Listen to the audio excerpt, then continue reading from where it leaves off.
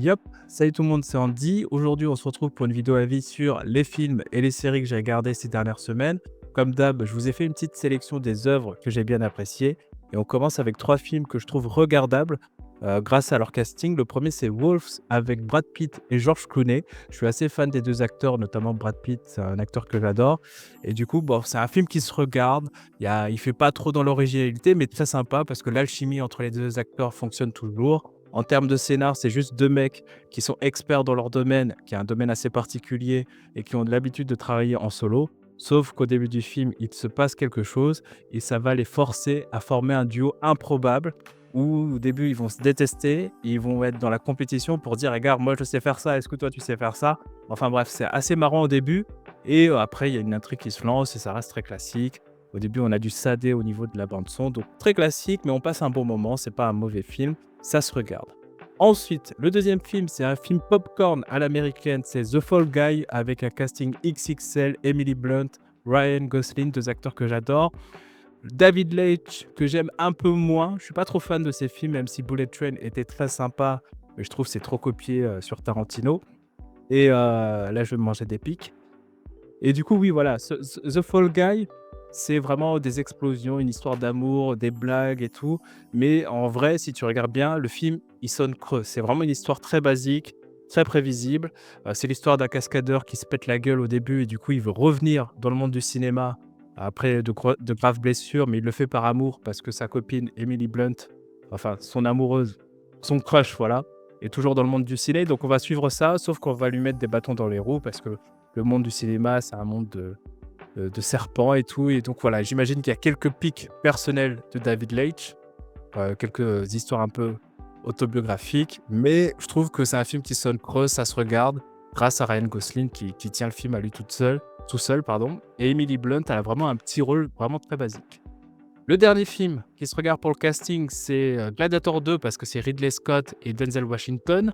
C'est un film qu'il fallait voir au ciné, franchement, parce que l'image est incroyable. La qualité de l'image, le grain de l'image, c'était juste incroyable. C'est le film peut-être le plus beau que j'ai vu dans ma vie au cinéma. L'image était incroyable, les décors, les costumes. Après, il y a deux trois choses qui ne vont pas, comme les effets spéciaux, comme par exemple aussi des idées, à un moment donné, le Colisée, c'est un aquarium, il y a des requins et tout, ils se battent dedans. Ça, c'était un peu abusé et dans les choses que j'ai bien aimées, c'est aussi Denzel. Le rôle de Denzel et son interprétation, là-dessus, il y a rien à dire.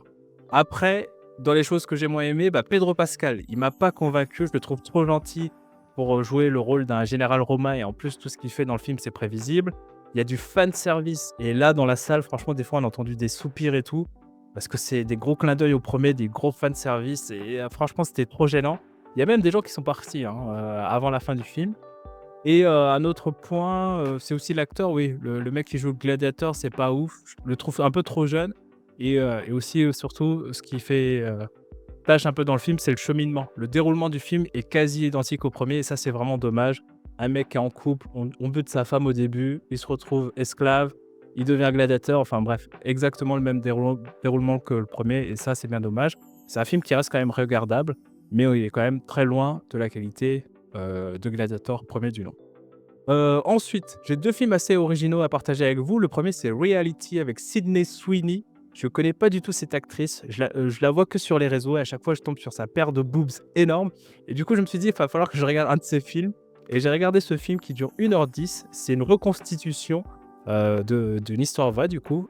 C'est le FBI qui débarque chez une meuf et qui lui pose des questions et d'ailleurs, tous les dialogues du film sont issus d'enregistrements originaux, donc il y a rien qui a été inventé au niveau des dialogues. C'est très bien filmé, je trouve qu'il y a des bonnes idées et l'actrice joue très bien. Franchement, le sujet aussi est très sympa. Je vais pas vous raconter l'histoire parce que c'est un film qui est très court. 1h10, OK, c'est pas un film exceptionnel, mais ça peut valoir le coup de regarder. Un autre film que j'ai trouvé original, c'est un film français qui s'appelle Heureux gagnant avec Fabrice Eboué et Audrey Lamy. J'ai voulu regarder ce film-là pour rigoler et j'ai rigolé. C'est un film qui est vraiment très, très drôle.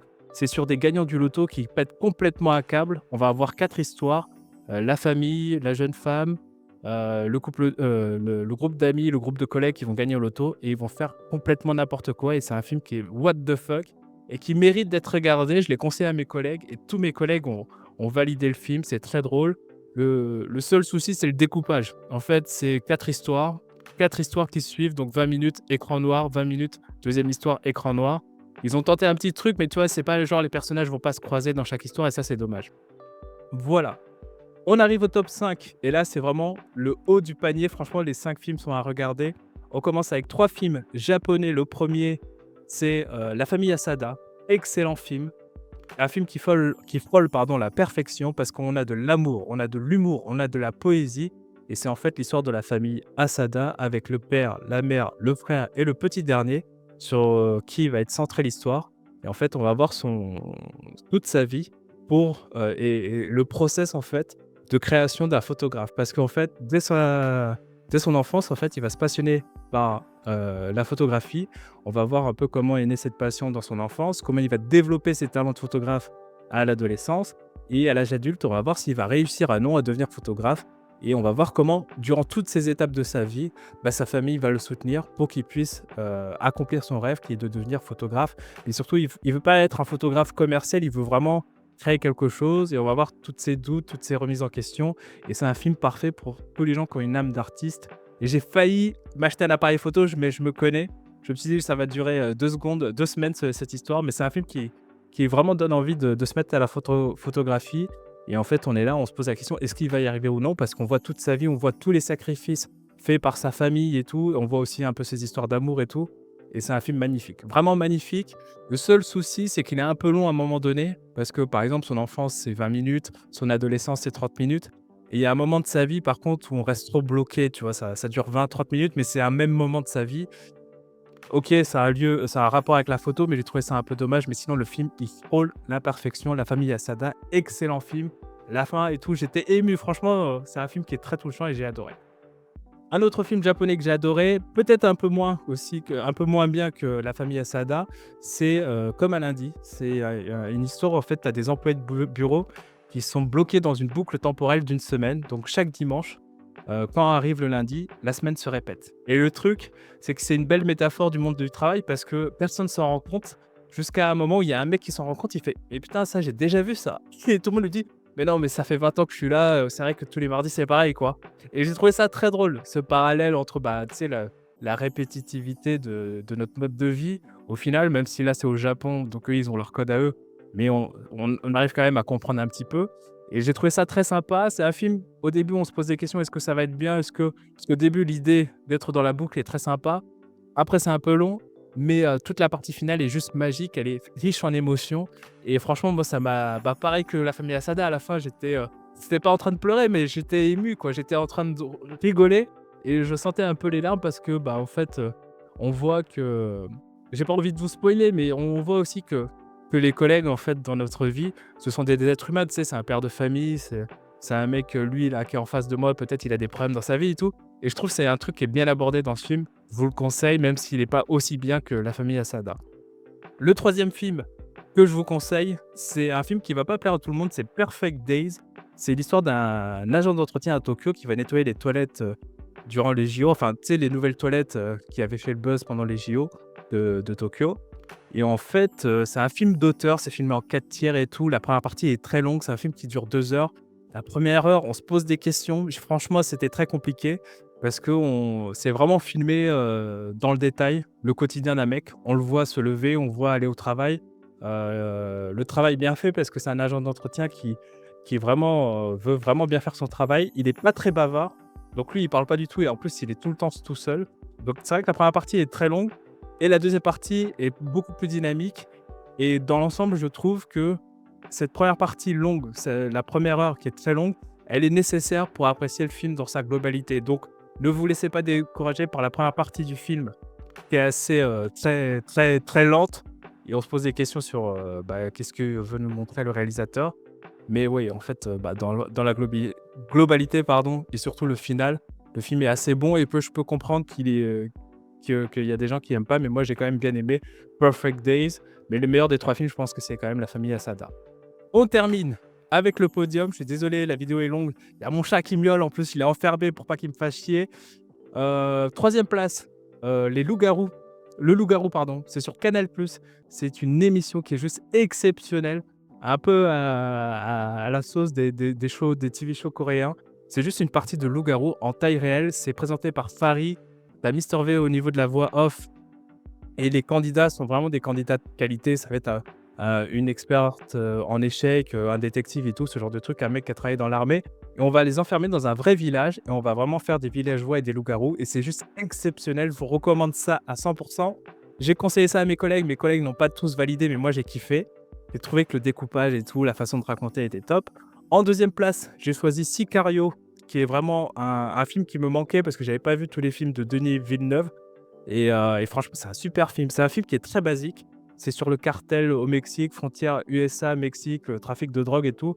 Ça raconte pas grand-chose, mais c'est trop bien filmé et le jeu d'acteur est juste exceptionnel. C'est avec Emily Blunt, Josh Brolin, un truc comme ça et surtout Benicio del Toro.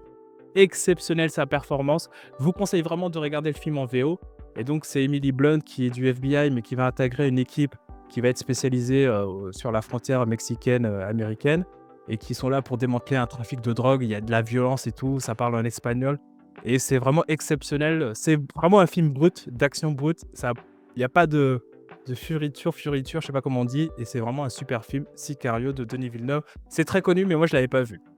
Et pour moi, le meilleur film que j'ai vu ces dernières semaines, et là, je n'ai même pas besoin de vous convaincre, c'est May December avec Nathalie Portman, Julianne Moore et un jeune homme, je ne sais plus comment il s'appelle. C'est basé sur une histoire vraie. Je ne vous raconte pas du tout l'histoire, je vous dis de foncer, c'est un super film.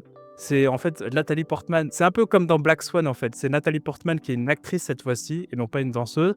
Et en fait, elle veut perfectionner l'avant du film en fait. Elle prépare ce film et elle veut se mettre dans le rôle de Julianne Moore qui est une femme complètement lambda au début du film. En tout cas, c'est ce qu'on pense et en fait, pour pouvoir préparer son personnage, elle veut vivre avec elle et voir un peu comment elle agit et tout et c'est trop bien fait. Franchement, c'est le meilleur film que j'ai vu ces dernières semaines. Nathalie Portman au top, c'est basé sur une histoire vraie et le mec, il joue trop bien, Julianne Moore aussi et franchement, c'est vraiment du vrai cinéma et je vous conseille ce film à 100. Voilà. J'espère que cette vidéo vous a plu. Ça a été un peu long, mais je verrai vos retours. J'espère que ça vous plaît. Ça me demande énormément de temps de faire ce genre de vidéo parce que faut que je résume toutes mes idées, que je mette tout ça sur un papier et que je tourne ça avant d'aller dormir. Donc, si ça vous a plu, n'hésitez pas à commenter, à liker. Ça me ferait extrêmement plaisir parce que ça me demande énormément de travail. On ne dirait pas comme ça. Et moi, je vous dis à la prochaine. Ciao, peace!